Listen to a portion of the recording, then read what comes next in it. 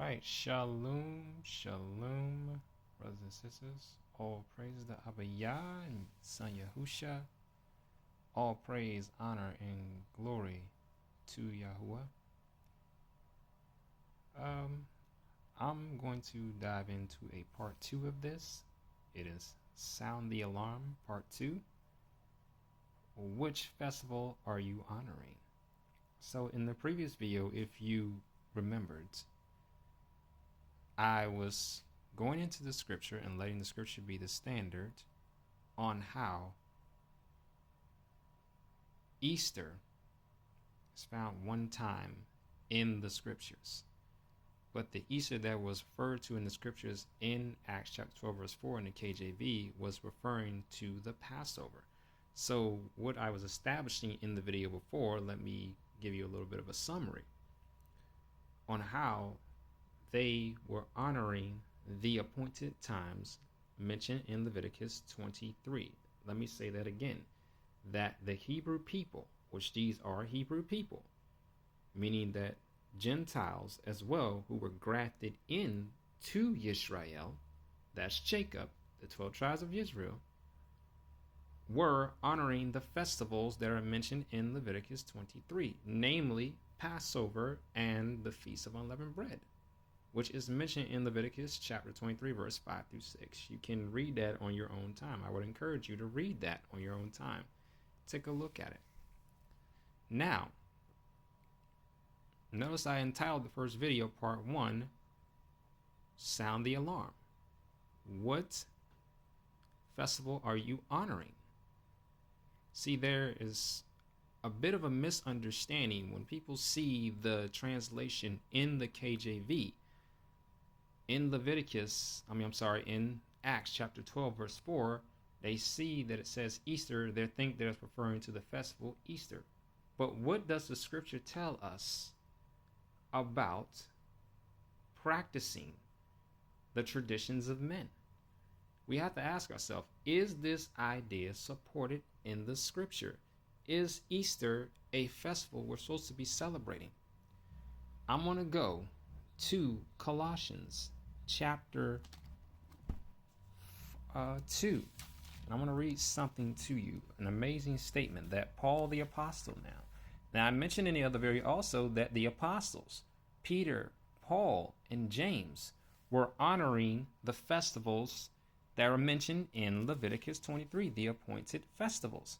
So we're going to turn to Colossians chapter 2, reading verse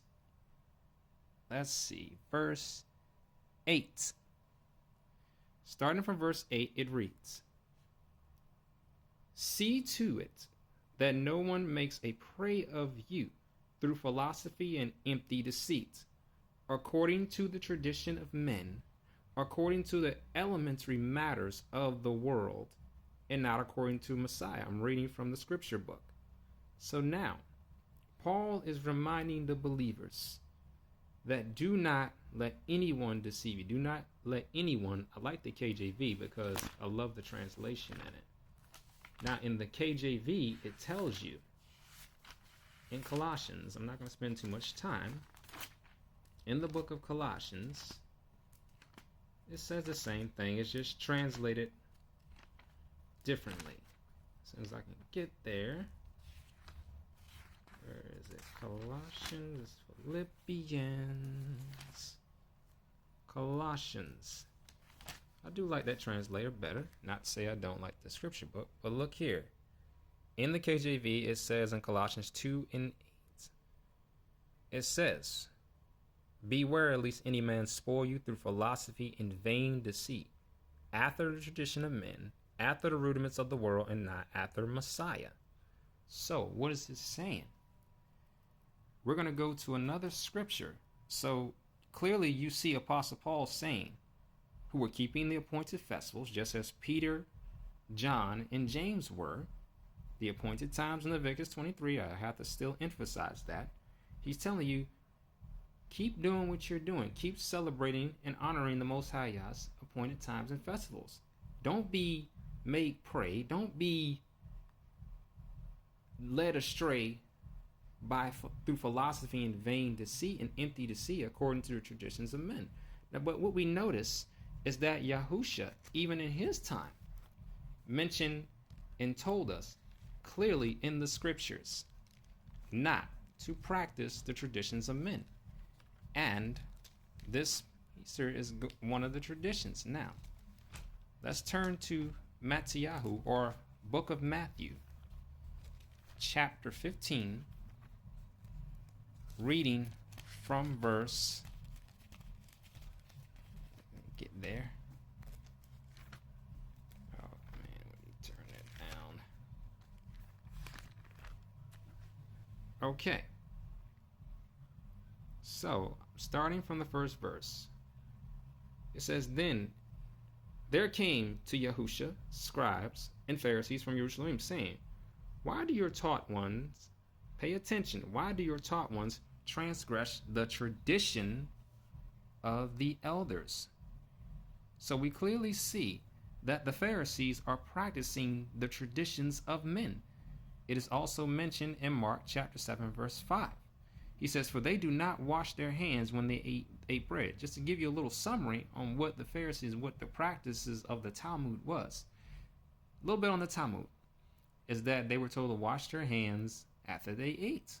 So this was a tradition. But look how Yahusha responds. He said, But he answering him, that's Yahusha, said to them, Why do you transgress the command of Elohim because of your tradition? For Elohim has commanded, saying, Respect your father and your mother. And he who curses father or mother, let him be put to death. Notice how it's quoting Torah, quoting the scriptures from the Torah, from Exodus, that's Leviticus, Deuteronomy, and Exodus also.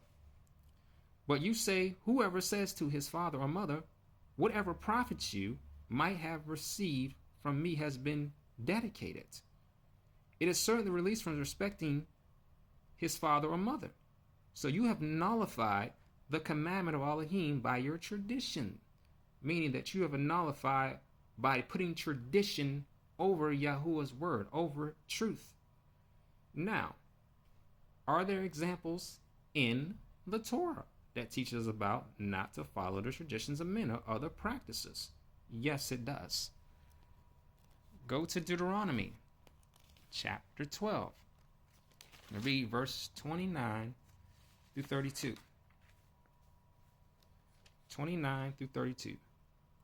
Now, notice he is speaking to the audience. Who is the audience? He's speaking to the Hebrew people, the same covenant he made through Abraham, Isaac, and Jacob. Verse 29 says, When Yahuwah your Elohim does cut off from before you the nations which you go to depossess, and you possess them and dwell in their land, guard yourself that you are not ensnared to follow them, after they are destroyed from before you, and that you do not inquire after their mighty ones, saying, How do these nations serve their mighty ones? Let me do so too. Do not do so to Yahuwah your Elohim, for every abomination which Yahuwah hates, they have done to their mighty ones, for they even burn their sons and daughters in the fire to their mighty ones. Verse 32, all the words I am commanding you, guard to do it. You do not add to it nor take from it. So what Yahuwah is speaking to the Hebrew people, he is saying, be holy. The scripture says, be holy for I am holy. I am Yahuwah that sets you apart. So Yahuwah is setting apart the Hebrew people and Gentiles grafted into the covenant from what? From the traditions of men, from the practices and traditions of men, the falsehoods and the lies. So, just to cover that, I want to show you something real quick, if I have time. And in here, I'm probably not going to have time, but just to give you a summary, just letting the scripture be the standard, showing you that the Father, Yahuwah, does not want us practicing traditions of men. He wants us to be set apart. And brothers and sisters, with that being said, peace and blessings to you, and shalom.